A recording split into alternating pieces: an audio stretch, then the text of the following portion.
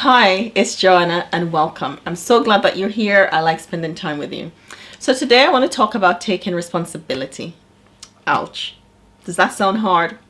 You know, the people that work one-to-one with me know that I always say that to them, but I always say it with bagfuls of love.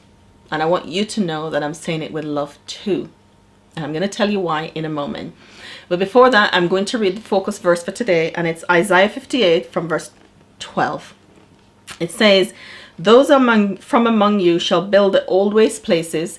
You shall raise up the foundations of many generations, and you shall be called the repairer of the breach, the restorer of paths to dwell in."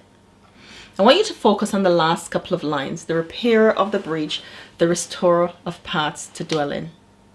See, when we've been hurt and when we've experienced pain, it can trap us in that place for a long, long time. And it can separate us from the things that God has for us that we'll never experience. It can keep us on the side for so long that we miss out on what's over here. And there's so many people that, that are living in regret, not knowing that it can be repaired.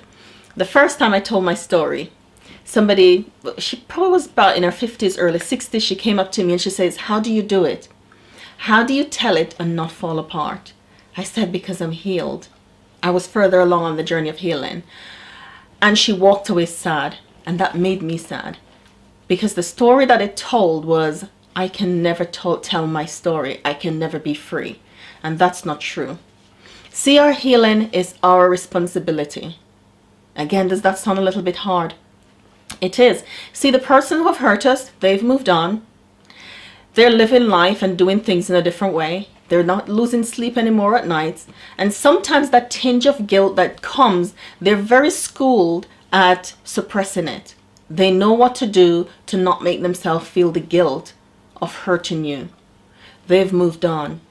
And you are left sitting in pain for too long.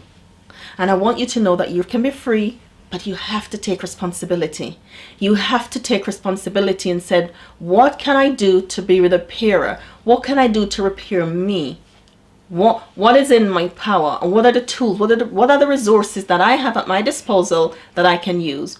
I know that you're already thinking about it because you're here. See, some people are at different stages. They're thinking about maybe thinking about it. And we call that the pre-contemplation stage. There's some people that haven't yet make a decision to do anything about it.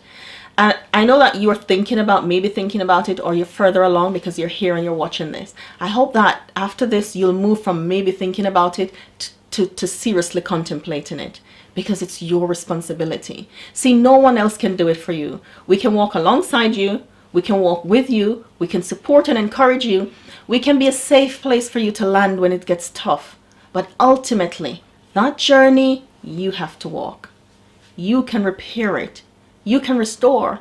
Now there's help available. There's help available. See, what I'm challenging you to do is take responsibility of the impact of the pain. So the responsibility of the anger that you're maintaining. What do you do to maintain it? And how can you be free from it? We know that emotions such as anger have strong physical effects. So it's affecting you physically. You probably have high blood pressure, hypertension, all kinds of things is probably going on for you. You probably have chronic fatigue or different kinds of things. We work with people who have the range of physical illnesses due to the emotional trauma. I want to encourage you to not sit any longer and I always say I will not allow them to win more than one. I won't let them win twice. Take responsibility. Make a decision. What would that look like? It might be the book that you're going to read. It might be the retreat that you attend, the conference that you go to. It might be calling a therapist. It might be forming a prayer group or joining one. It might be talking to someone who you know can offer empathy and sympathy. It might be telling your story for the first time through a testimony. It might be picking up your Bible and reading Jeremiah 30 verse 12 that says, "I will heal your wounds," and you'll pray about it. And for the first time, you're going to pray a real prayer, not one that you've prayed your whole life. You're going to really tell God how you feel. You're going to vent and tell him that you're angry, and tell him how you feel about the people and what they've done and how it's affected your whole life.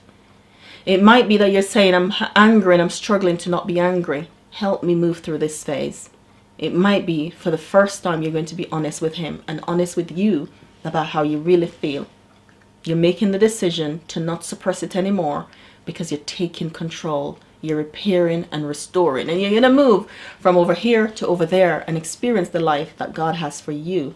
The one that Jesus died that you might have. Thank you for being here, and I'll see you next time.